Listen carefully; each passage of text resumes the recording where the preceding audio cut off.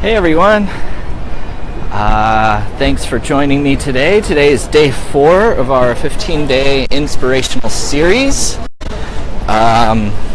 Stepping into your body as a spiritual being. And I am here walking in New York on my way back to my office. Just was coming from a Rosh Hashanah event.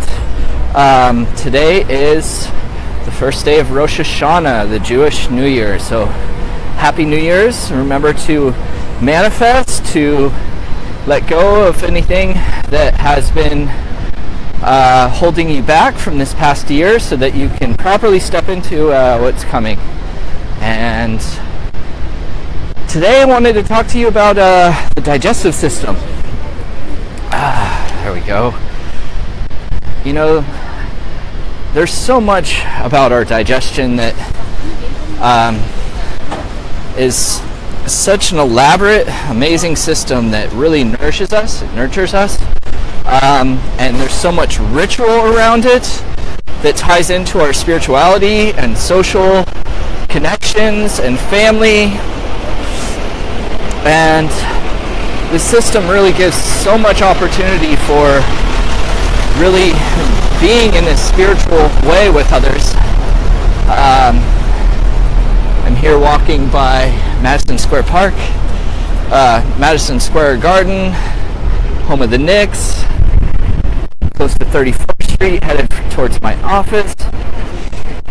And so I just want for you to think for a moment of what your relationship is with food and everything that you do that is social, how much time you spend food shopping, making food, traveling to restaurants, everything that ties in socially with it. All of these connections are part of your digestive system, and digestion actually starts at your cells.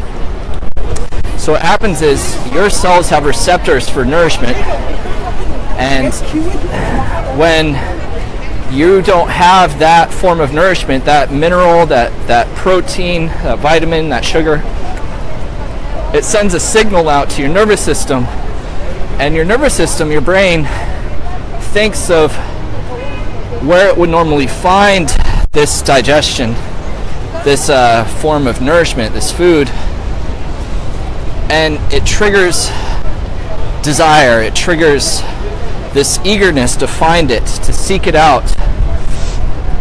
And you go and you find it, you find the food. In old days, it would drive you to action of hunting and gathering. Today, it drives us to habits of food shopping and restaurants for the most part. And you go and you get the food, and then digestion actually starts with food preparation. So when you start to look at the religions you were raised with and everything that went into all these different diets and cuisines, know that it was all based on things that were necessary based off the region you're in that area of the world. Walking here by Penn Station now. It's kind of crowded. And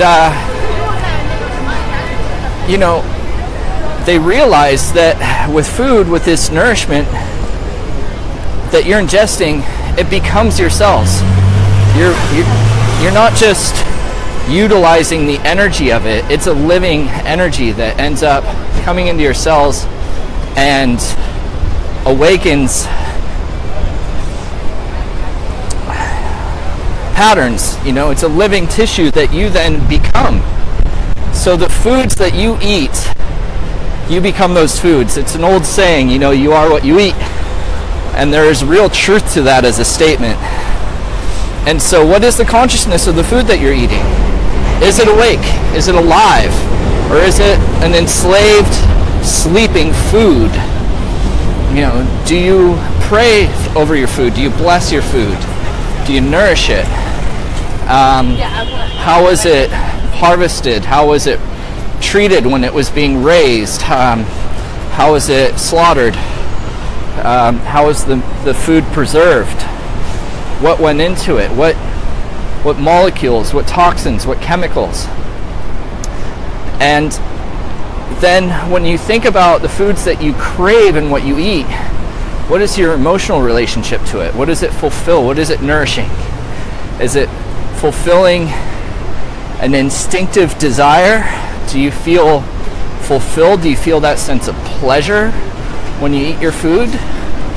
Or do you feel guilty? Do you feel ashamed? Do you feel bad about what you ate? Because then you're not just eating your food, you're eating your emotions. And these emotions end up being pushed into your organs if you're feeling guilty about what you did, if you feel ashamed, or if you feel wrong about it. And then what is the time that you give your food?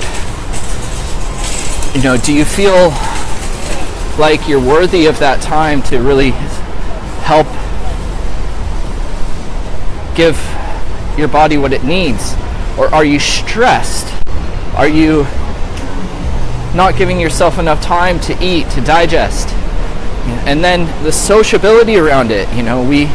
We prepare meals and sit down for these celebrations and ceremonies and eat together and break bread together to connect.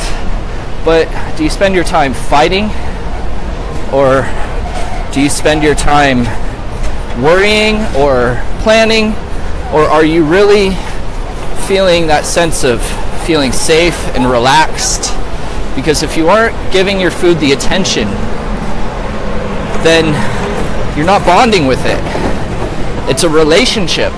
This food is about to molecularly become you. Don't you think you should get to know it a little? And so this is the spiritual side of it. And really, once again, from yesterday, rolling into this, that animalistic process and pattern with the food itself. How do you properly let it feed you? How do you make that space and that environment to really feel safe and relaxed, so that you can get into the pleasure of your food, so that you can properly enjoy it? Hey everyone out there, anyone joining, if you have any questions you can write down below. I'll do my best to respond as I walk through New York. And so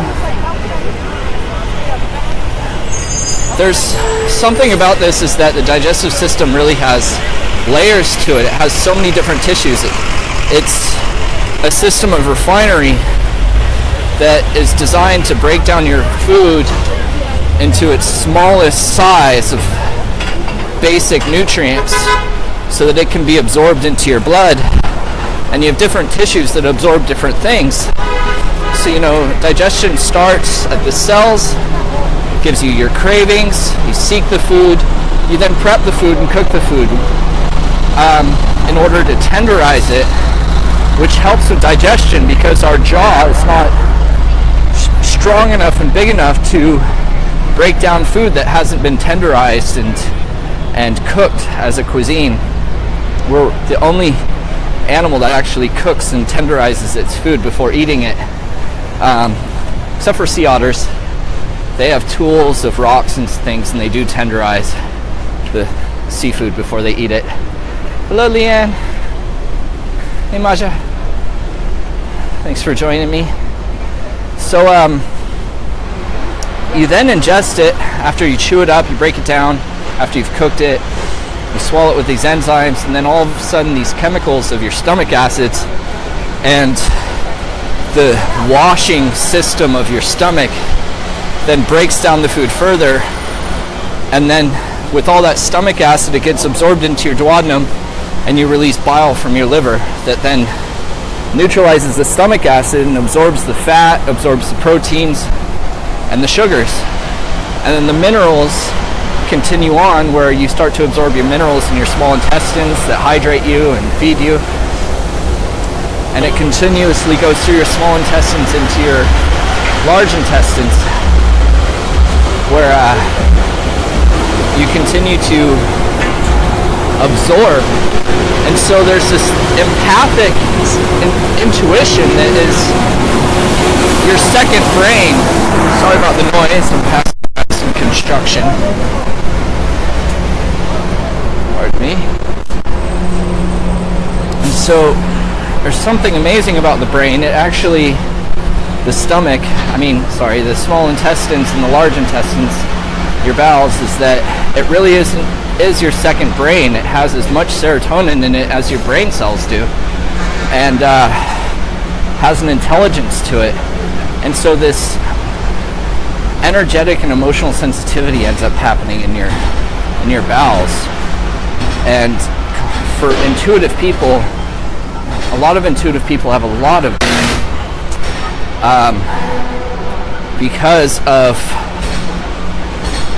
this empathic sense, and how your empathic sense really is driven by your digestion. I'm walking here on Broadway. I don't know if you guys can see. It's beautiful out here. Boom, boom, boom, boom. Trying not to get hit by cars while I'm recording here.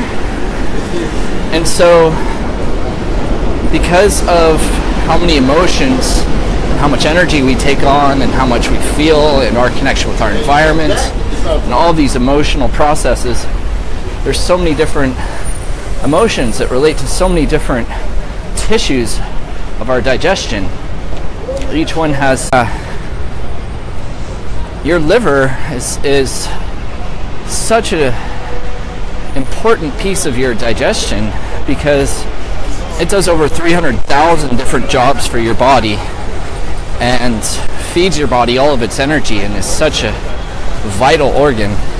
And so when we run into these stresses and aggressions and resentments and anger, it embeds into our liver.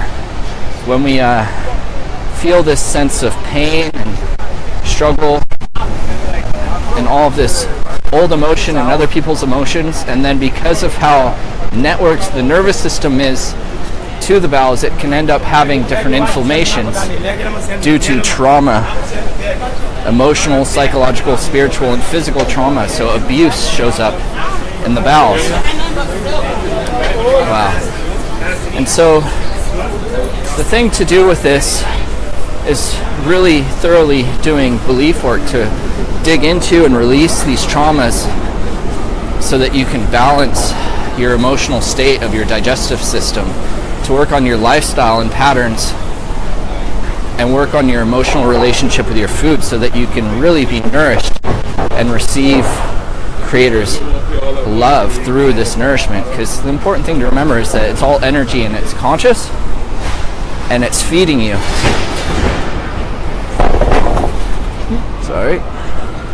So, some downloads to consider giving yourself is to know the difference between your thoughts and feelings and the thoughts and feelings of others, to know how to live your daily life without taking on other people's pain and suffering, to really work on your liver. You work on old resentment and anger so that you can step into your strength without having to rely on these emotions. To really help with your stomach, you work on criticalness, and you work on stress and guilt. And to really work on your bowels, any emotions can show up here, but you want to look at the things that have frozen you in your power or shut down your empathic sense, so that you can be more balanced with it, so that you can feel safe. So would you all like to know what it feels like to be safe, to know how to nourish your body, and to know what it feels like and how to live your daily life with a lifestyle and balance to nourish and nurture your body, and to know how to commune with others? If you'd like these downloads, say yes.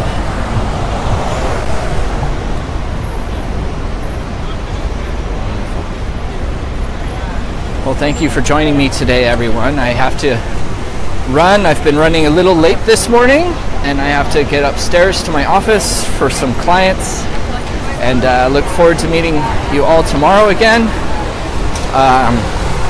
This is a major system, so there's a lot of belief work to be done here.